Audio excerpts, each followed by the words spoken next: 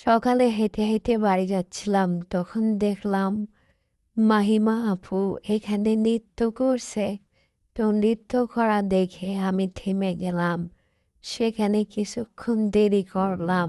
দেরি করার পর দেখলাম আপু তখন নৃত্য করছিলই, কিন্তু একটা জিনিস খেয়াল করলাম, তার ড্রেসগুলো সময়ে কিছুক্ষণ সময় পর পরই এমনি এমনি বদলাচ্ছিল। সেটা দেখে আমি আসলে আশ্চর্যিত হয়েছিলাম। তার কিছু সময় পর আমি একটু লক্ষ্য করলাম, সে জঙ্গলের দিকে যাচ্ছিল।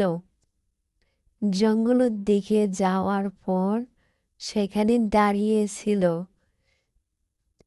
সে দাঁড়িয়ে থাকাটা দেখে আমার সন্দেহ মনে হলো।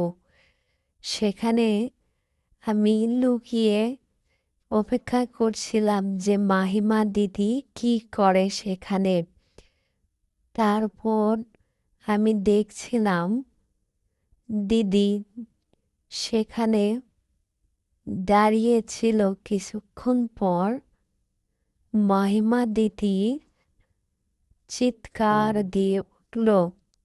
কি দেখে চিৎকার দিল আমি বুঝে উঠতে পারলাম না।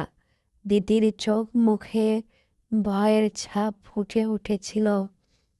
কিছুক্ষণ পর দিদি দৌড়ে বাসায় চলে যেতে লাগলো।